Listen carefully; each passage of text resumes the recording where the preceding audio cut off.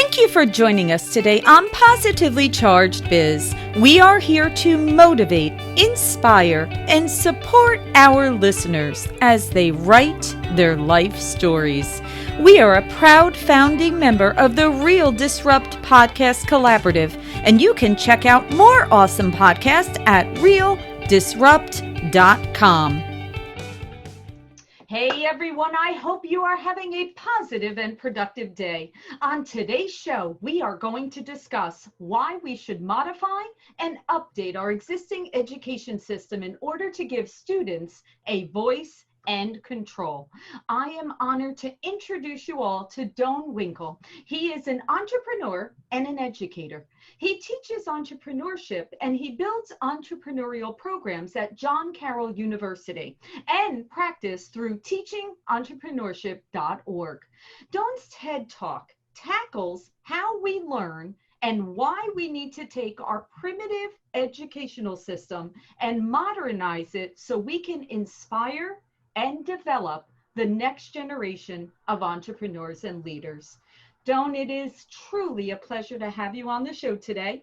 And on Positively Charged Biz, we like to start at the beginning. So please tell us, why did you decide to have your career dedicated to higher education and entrepreneurship?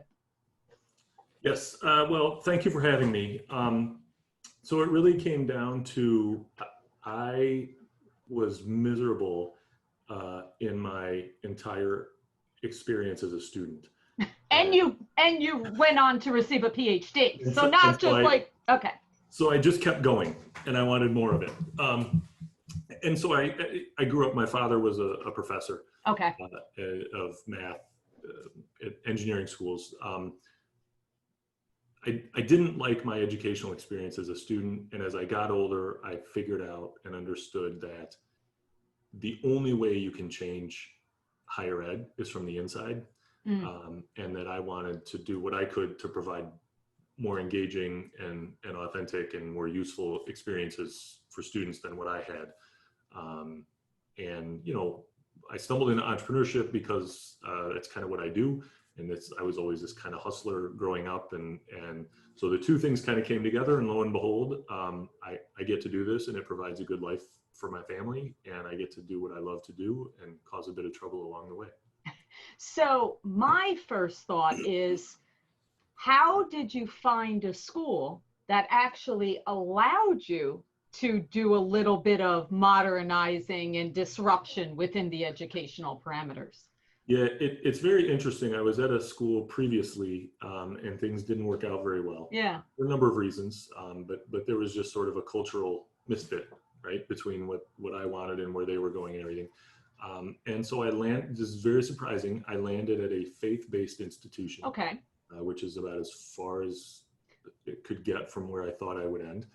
But it's a Jesuit institution, and the Jesuit and sort of Ignatian philosophies that underlie the school are very similar to a lot of sort of entrepreneurship and innovation and that approach to the world.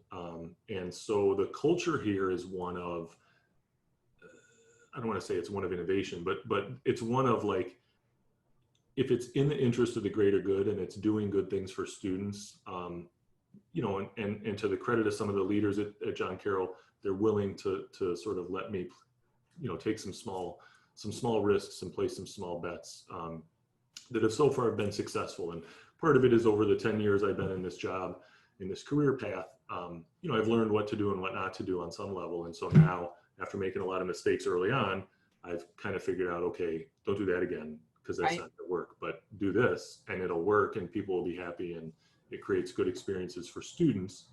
And that's really what people respond to. I love that. Okay, so take us back 10 years. Okay, yeah. So 10 years, here we are, 2010. Okay, a lot of change from 2010 to 2020, mainly in your students. I mean, I can tell you myself of my kids went to school, college during 13, 15, around that time. And that generation is different than the ones coming into college right now. right? There's differences in how they learn, how they grew up. It's just a whole different generation because the technology component was different for based upon how old they are.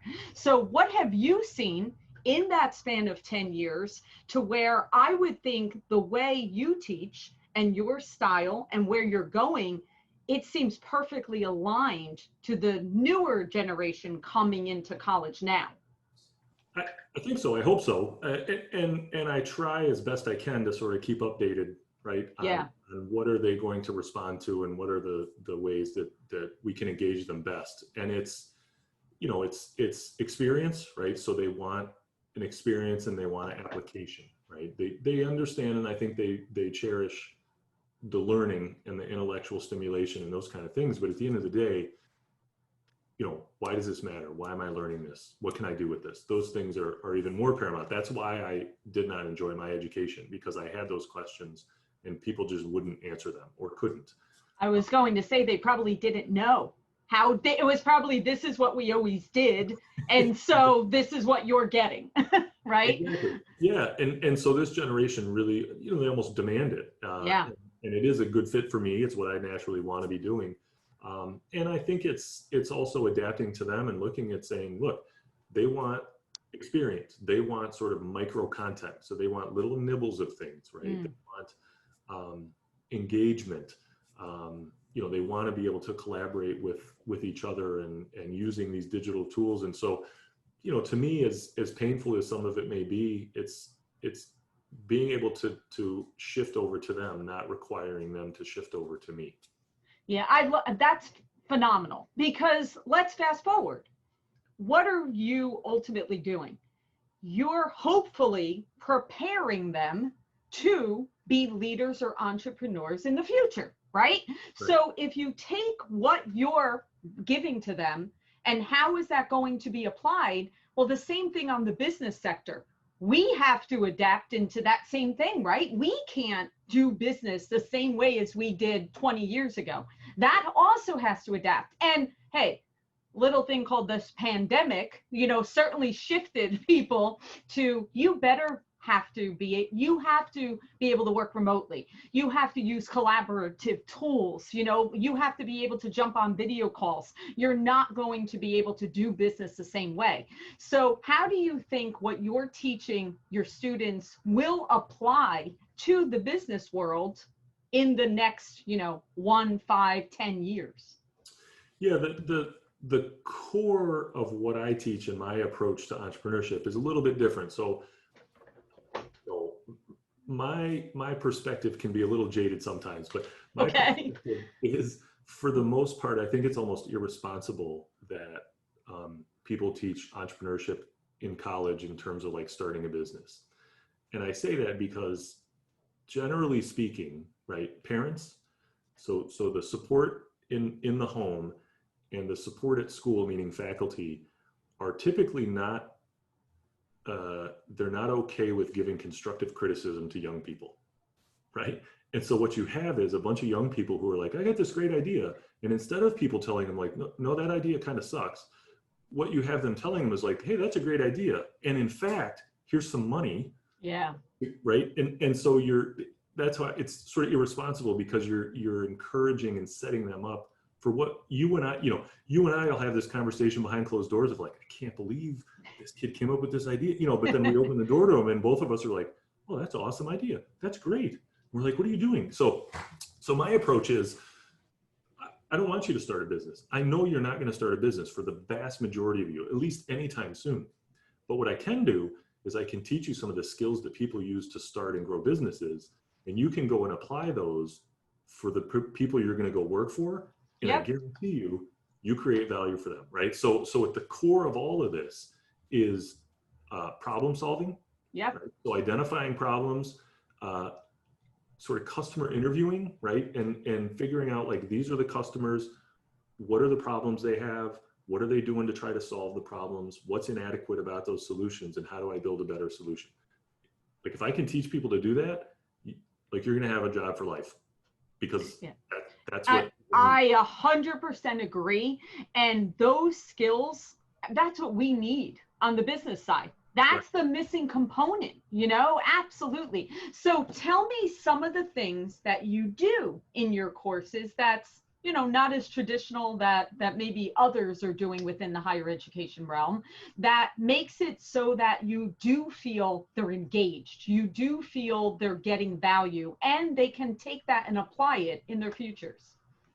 Yeah, and it's really nothing all that earth-shattering or rocket science, in my opinion. It's really simple stuff. It's giving them some activities and some exercises to help them figure out problems that they want to solve that are meaningful for them, right? So that's where it all should start. Because again, instead of like, here's another idea for a t-shirt company or a landscape company, and there's nothing wrong with that, right? But it's like, is that really what's going to wake you up in the middle of the night with excitement and worry, right? Or is that just checking a box? Because I'd rather you work on something that's going to keep you up at night because you're so excited or scared or just, and so it's starting there, and then it's, practicing. So how do you know who customers are for a certain idea? Well, you have to go observe actual people in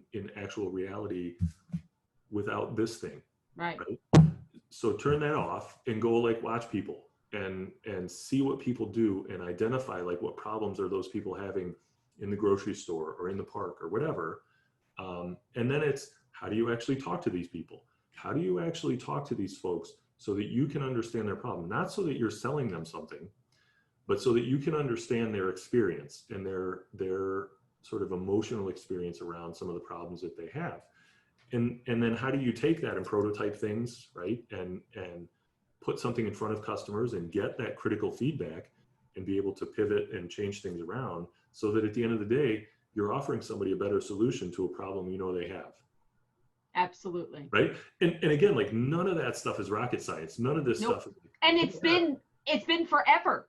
Since the beginning of time, that it's, if you can solve a problem, right, and you're able to execute the solution to it, and you can actually get it in front of your potential clients, you will have a successful business. I mean, that's pretty much. You look at the mortgage business, right? I mean, the ups and downs, right, of that industry as a whole, and what happens based on economics and all these other things. I mean, you need people who can identify and solve problems.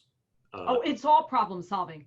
We literally speak about that all the time, that the best people are problem solvers, and you have to be able to communicate and relate to your clients, which again is the basic foundation for every business. So 100%. And that's what we look for.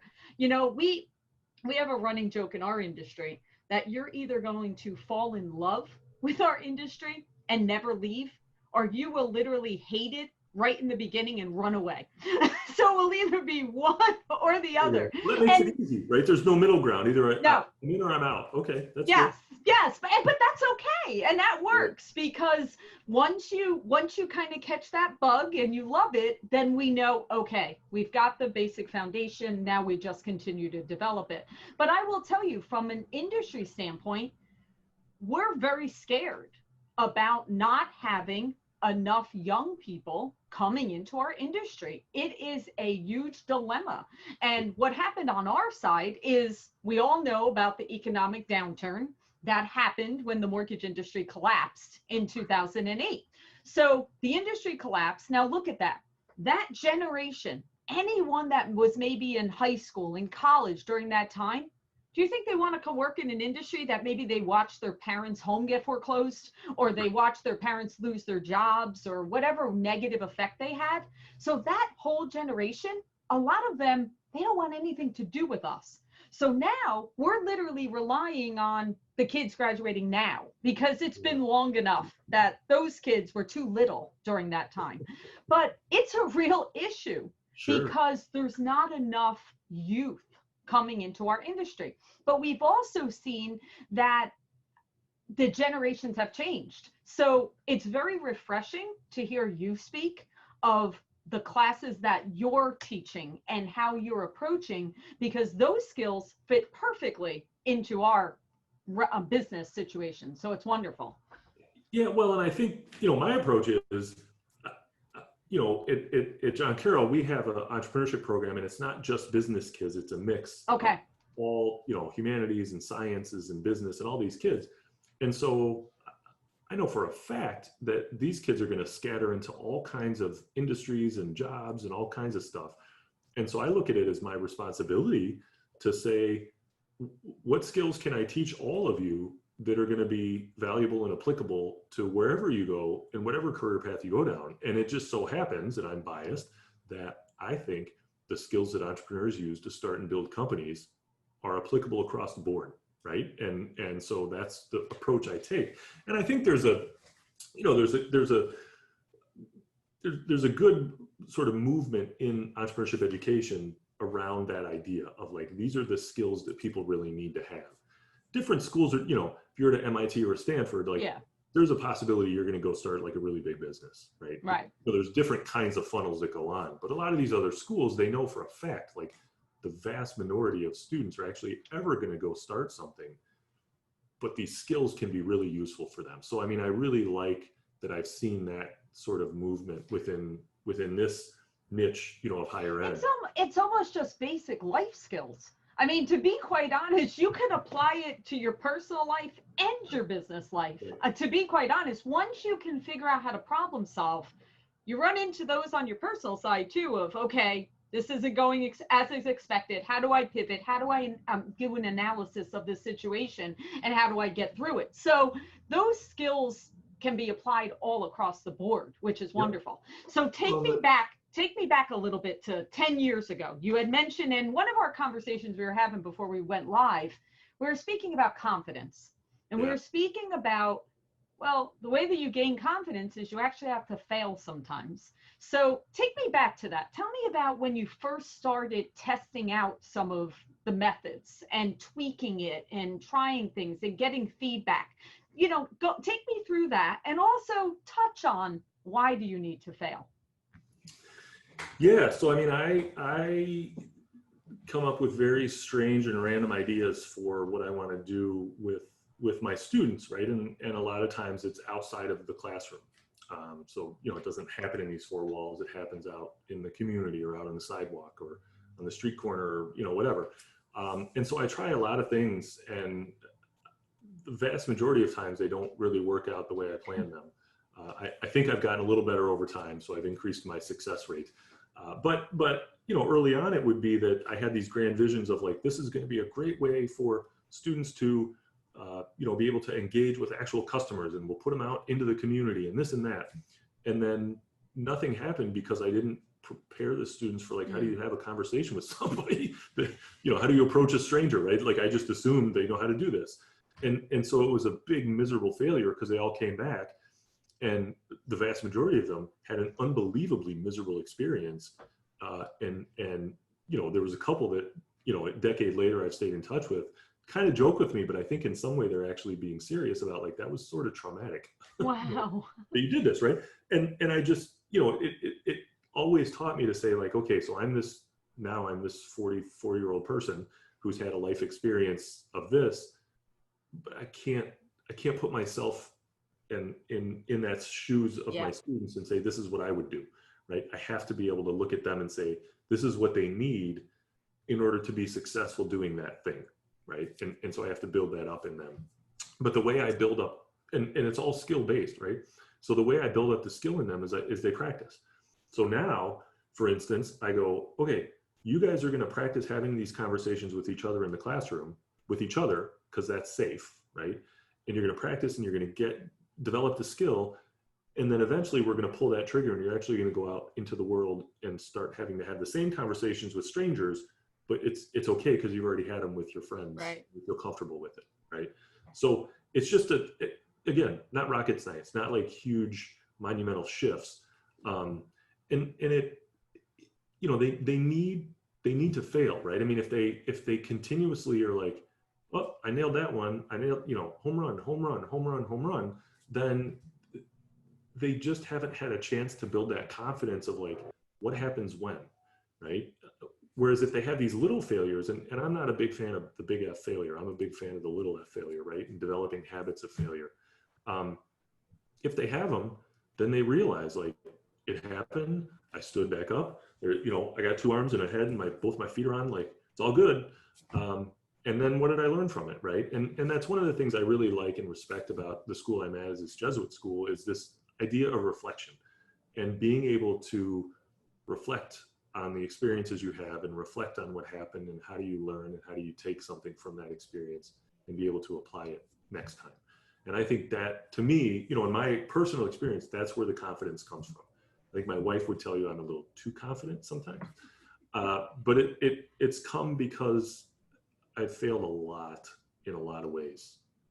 Right. But I agree with you. It's about not the big failures. We're not saying go sell your house and, go get a food truck or something, Right. and just, put it all on the line. But you do have to have those new experiences, like you said, because I look at it like a muscle, right? Yeah. It's our, we need to continue to work out that, so that we get stronger and we're not afraid of, okay, I messed up a little bit, but what did I learn from that?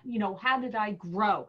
And new experiences. I find that, at least when you're dealing with the college level, they're very open. Okay, I'm here, I'm showing up today, I'm going to learn something, I'm going to grow.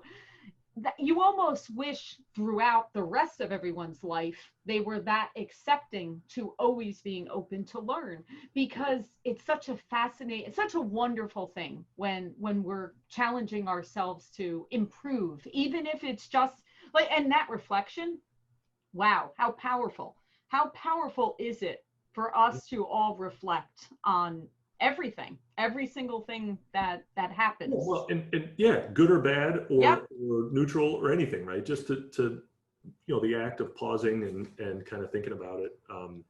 It really is. I mean, it's a powerful thing, but especially and especially nowadays with young people, like they don't pause, right? They don't like Well, just don't it's pause. coming at them too rapidly. Right.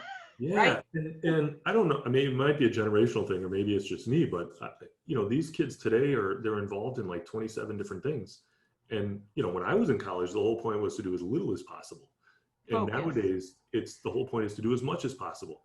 And I tell them all the time, like if you do 27 things, you can't do any of them well, No. right? And that's not doing you any benefit. And so again, for what I do and the approach I take is to say, let's like really hone in on the thing that you're all about, right? What is it that you're sort of uniquely situated to do, or what space are you uniquely situated to work in? And then as these opportunities come your way, say no to the ones that don't fit that. And if you only say yes to 2 when all your other friends are saying yes to 27, well, you know who wins? You.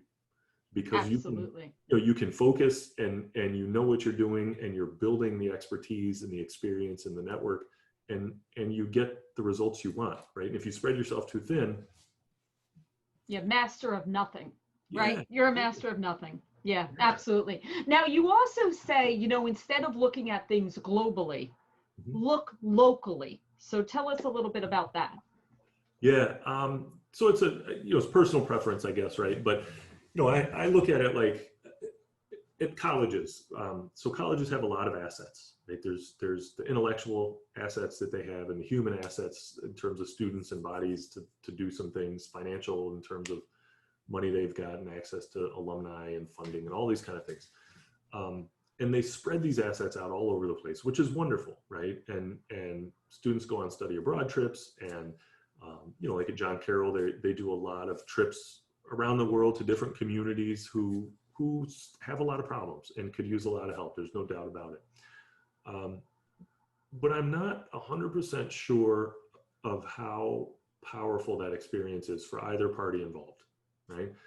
I think it could be a significantly more powerful experience if these young people spend a year, 2 years, 3 years, 4 years visiting the same neighborhood, engaging with the same people, solving the same kinds of problems for people just down the street, right? Or on the other side of town, that they can go back to over and over again, Right. build a relationship with them. And they can see the students, right, the young people could see the benefit of their time and talents, right? If they go to this village in Yeah. wherever, Yeah. they do good work. There's no question about it. You put a water well in it, or you do whatever you do, and that's great. But what do you know? Like, how do you know you did a good thing? How do you know what your work? How do you know what your work and your intellect and like? How do you know the impact you've had? You don't, right? And you have to wonder. You have to wonder if all of that started because we as a society started saying, well, look, and again, I can apply this to being a mom of putting 2 kids through college. And I remember okay, where do you want to go to college? And then you start looking it up. And then you're looking at every website and you're like, look, this one, you can go to England, or this one, you could spend a semester on Wall Street, or this one, you could go and do mission work at this place. And, or, I think as a society, we started thinking of like, it was like we were picking, oh, well, my child can get to do this. And it started like almost getting one up of having these brochures for the parents to feel good about my child is doing this, where you're right. And I wonder after 2020 and all that we've seen, you almost wonder if because things are almost calibrating back to basics, you almost wonder if what you're saying, which makes total sense. I mean, you're right. If you can make it so it's in your own community that you can continue on and truly see the reward of making a difference, right. that absolutely seems much more powerful than and to get back to one of your earlier points and the things we're talking about in terms of confidence, right? Like, think about it, building confidence by investing your time, your talents, your energy, your money, whatever it is, consistently, and seeing other people positively impact and seeing positive change come of that, right? Like, that's a huge thing. That is confidence. Yes. Yeah. What a boost. And it's there's a balance, right? Because you go to college and you want your kids to grow and to become good citizens and different cultures, and so there's a balance, right? Where there certainly is benefit from traveling and expanding your horizons and all this kind of a thing. It's just, for whatever it is, the program I am fortunate enough to lead, and we happen to be in a wonderful city of Cleveland where there's good things going on, but there's certainly a lot of areas that need some help. We have a lot of resources. I was talking to somebody the other day and I go, don't you think it'd be cool if instead of a study abroad, if you want to like expand your horizons and like experience new culture, instead of going to like Barcelona, Spain, like you go live in that neighborhood for 9 months? Because I guarantee you that's a different culture, right? And obviously that's not going to happen, but but it's that way of thinking, right? Of like, can we, and this is the community that we live in. This is the community that we work in. This is the community that has created this institution, right? So is there a way to a little more proactively give back and be a part of that community? Not necessarily instead of sort of farming out our resources, but just to make maybe change the percentage a little bit. Yeah, and it's interesting how you and I met. We met from Keith from Blackfin, and it's interesting. We work on a program together called the NAMPA Visionary Program. And when him and I were having a conversation, he said to me, Laura, I'm very blessed. I'm in this wonderful industry as well as I. And he said, I'm on a board of a nonprofit. And one day, you guys reached out to me about this visionary program. And I thought to myself, isn't it interesting that I'm big into charity and support, but yet I'm not on any type of organization within my industry. Local. Once again, it's back to the local, right? And that is how him and I met. So it's similar situation where he's a giving man. He wants to give his time, his financial rewards, all of that, but he's never thought of putting it to the industry that actually afforded him his success. Yeah. And so you're right, that local community connection, and it's not one versus another. He's doing both, right? We all want to support lots, but you're right, that local community is very, very important, and something we probably want all of our kids, regardless of whether they're in school or not, to Yeah. participate in. So that's wonderful. All right, speak to me about how you incorporate music into your classes. I want to understand what you do with this. Yeah, so it's a big. I mean, music's always been a big part of me, um, except for country music. I have a, sort of this visceral reaction to country music. Um, but no, I mean it's just it creates a mood, right? It sets a mood. It puts students at ease in a way, even if they don't like the music. Let's say it just it just sort of creates a mood, right? And it sort of lightens things up. A lot of what I ask my students to do is really uncomfortable for them. It pushes them out of their comfort zone. And so, I can't be their friend. I don't try to be their friend, but I try to lessen that sort of, professor student distance a little bit. And, there's a connection through music, right? And there's a passion around music, even if you don't like the kind of music in country, for instance, right? I don't like country, but if there's music on, I still, you find yourself tapping your foot or tapping your finger or whatever. And it just changes the mood. And so I use it as much as I can, right? You play it during class, you play it before class, you play it after class, you play it if they're working in teams, or, you just put the music on, and you just play music. And, I will ask them, right, what kind of music they like. And I'm getting old, so I'm now finding myself to be like, I don't even know what that is. So I have to. It is scary when it gets to that point. I have to screen it now. I've learned my lesson. Ah. Right. Or I say like, oh, you guys should listen to this. These guys are awesome. And you just get these blank stares. I don't know what that is. But they're, when they tell you like, I really like this music, and then a week or two later, they hear that in class. Yeah. That's a cool thing, right? I mean, it's just and again, what does that cost me? Like, it costs me nothing. And it's an easy thing to do that sets up a good environment for them to invest in. Right? I think it creates a connection too. Like all of a sudden I mean, that's the thing about music, and I'm a big supporter of always having music, because I think it also will, it almost like plants that in your brain that years later, no matter where they are, that song will come on at that moment and bring them right back to that moment in your class, or when they were working, collaborating on a project, or they were doing something. So music is so powerful because it stays with you. It's timeless. I mean, that's the beauty of it. So, and it just makes it a level playing field. Everybody's the same. It's all equal. It's wonderful. Yeah. And it just, it takes the edge off of anxiety or whatever may be going on. Right. And kids pretty much, they quickly figure out in my class, like, okay, this is going to be a weird thing. But it's safe for, Get comfortable. Yeah, right. Get comfortable with being uncomfortable. And the music, it just sort of helps take the edge off a little bit. Right. I love that. It's enjoyable for me, right? Like, I just, just play music. It's a good vibe. All right. So I have to ask, because as I was saying before we went live, I do a lot of things with women entrepreneurs.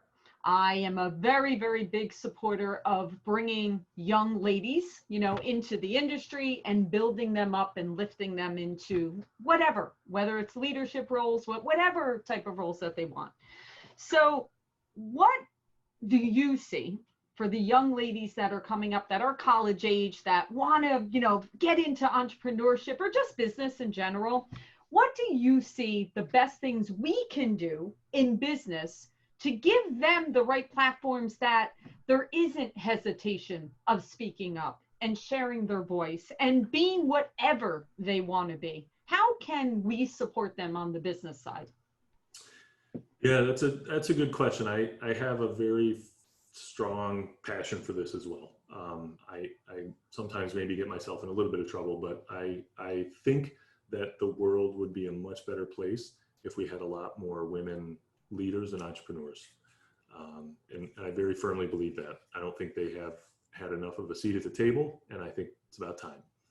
So I do my part, and I do what I can to very deliberately and intentionally increase the funnel of young women getting into sort of entrepreneurship and learning about these skills and practicing these skills. I think a lot of it, again, I don't know if any of this is real rocket science. I think a lot of it has to do with mentorship, to kind of put it in a general bucket. I'm a 45-year-old dude. And so when I have these young women in my classes or come into experiences at John Carroll, I don't know what it's like to be a 18, 19-year-old young woman. But I do know a lot of 24 to 26 to 30 to 35-year-old women who do know what it's like. And so I make connections, right? And I have That's great. teams that help make connections. And it could be one-on-one connections.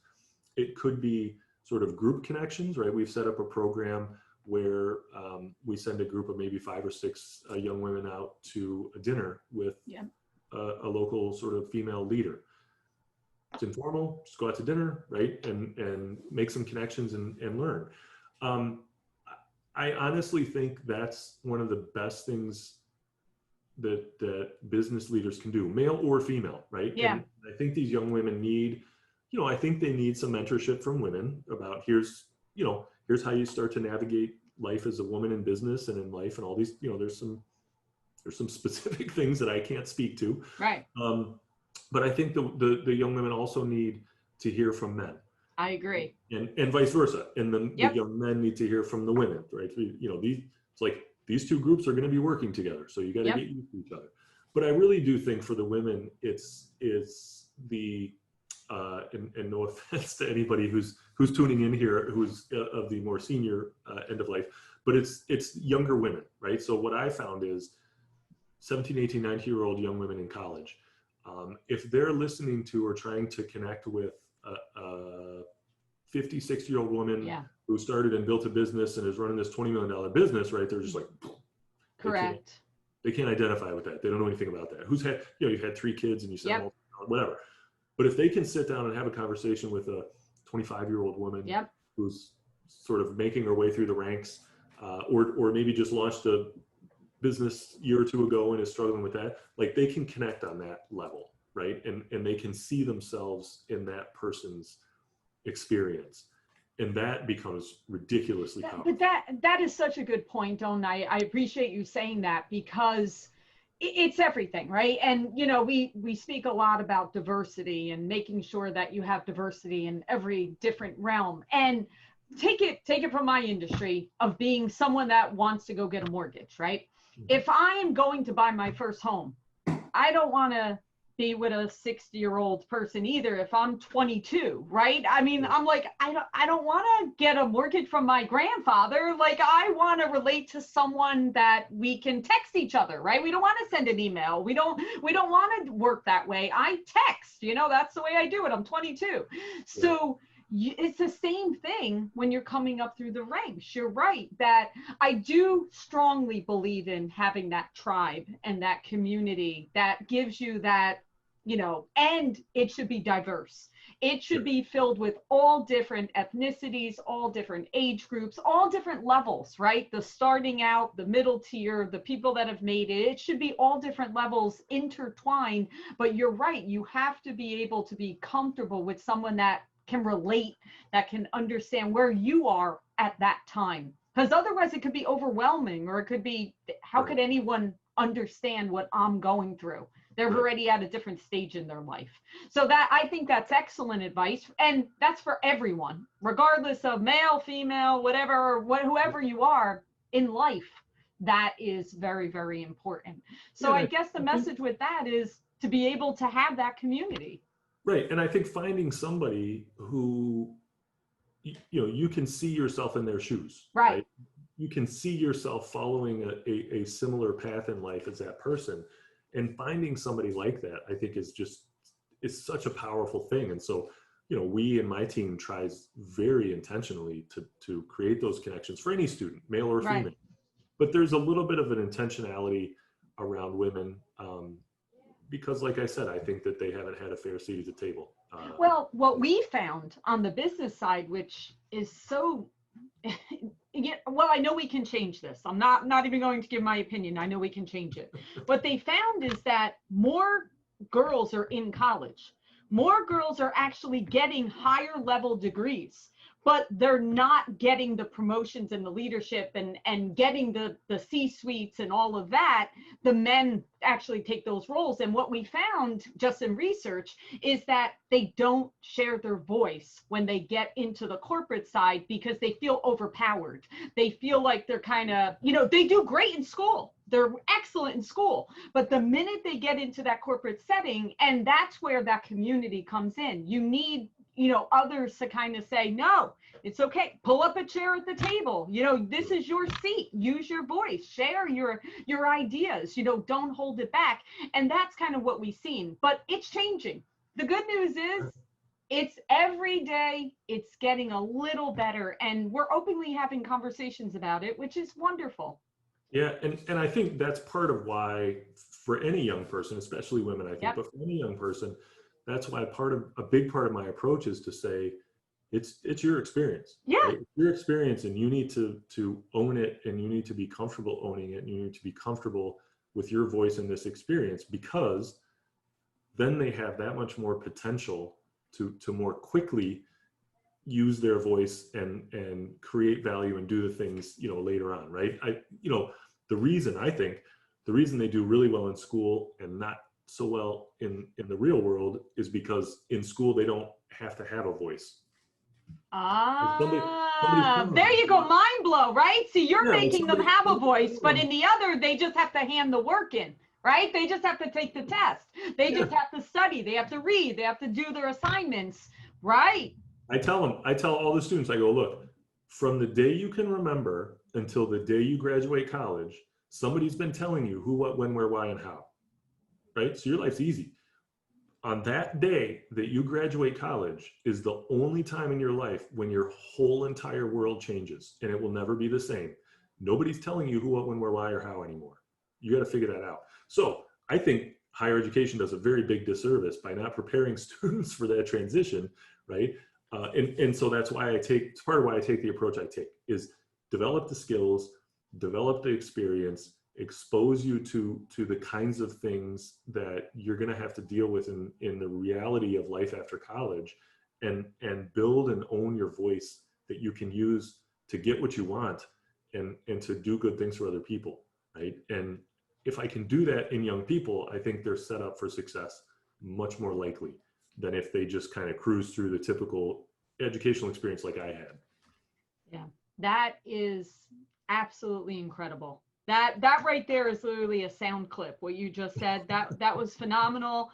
I wish you all the best in all of that, because you are preparing our future leaders. You absolutely, with those skills and having all of them be able to use their voice, be able to realize that you can micro fail, and it's okay to feel uncomfortable.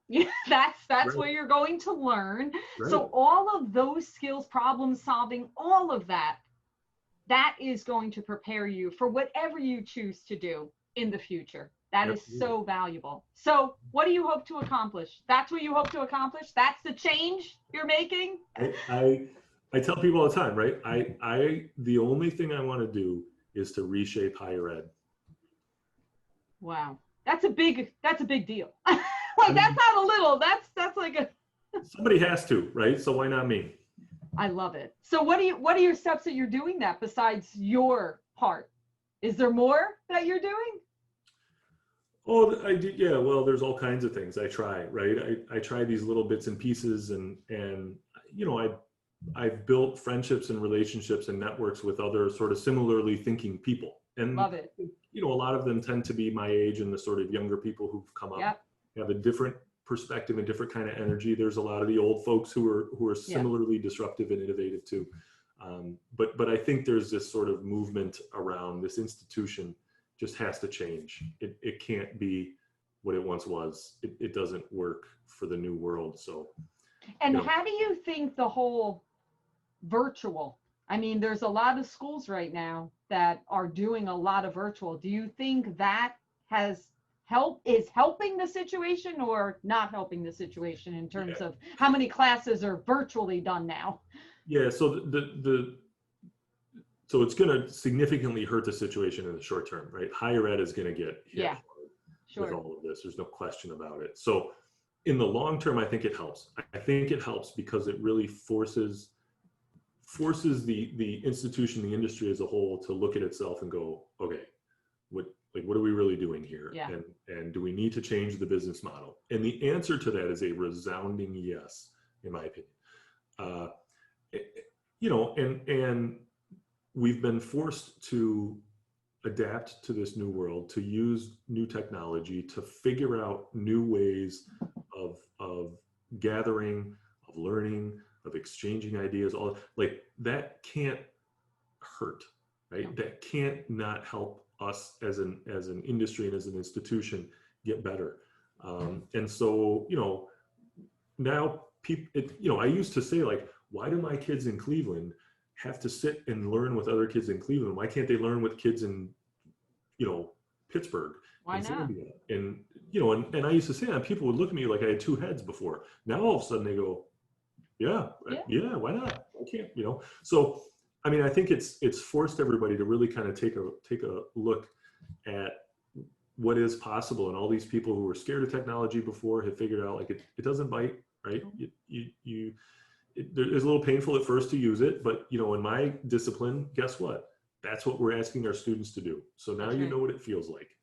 And so you can be a better teacher and a better coach and mentor because you've experienced what it feels like to be uncomfortable, and to be vulnerable and to fail, right? Yeah. And recover and come back a second time and do it better. So I do think in the long run, it's going to be good. In the short run, it's certainly going to be painful for a lot of people. I'm sure. Yeah. But Well, what industry changes with roses and rainbows? Like, that doesn't happen. change right? is So, never easy, but in the long run, listen, the number one skill for a human is adaptability. right. Those that can adapt to the change will always survive and thrive. That's just what it is. So we're in the middle of disruption, Yeah. and the adapting is happening. I try and tell these students, I go, I know it doesn't make sense right now, and I know you're not going to believe me, but I go, the fact that you've lived through this, Yeah. and that you were able, like, when HR people start seeing, like, oh, you graduated in 2021, okay, like, that just says something about you, right? And It's true. Like, even when I interview some of the people in my industry, the minute someone says, I graduated college in 08 or 09, well, Yeah. I know there were no jobs for anyone graduating college in 08 or 09. So if you were able to figure it out, you found a job, somewhere you were able to adapt and then eventually wind up in my business, I know you will always be successful. Like, I know it. So you're right. It's the same thing. If you graduated college during this time, or, you went to school during this time, you're going to look at that and you're going to think differently. So that is a good point. Yeah. Well, this has been absolutely incredible. You've definitely given us new way to think. I commend you for what you're doing because, like I said, I'm excited because the generation you're developing is perfect for what I see in business, to prepare them, actually truly prepare them to be successful in whatever they do. Yeah. And that is very exciting. So it's never easy to be the disruptor, never easy, but it's necessary. It definitely is necessary. And I commend you for what you're doing, and we wish you all the best in your efforts. Thank you. And thanks for letting me chat for a while. I appreciate it. Awesome.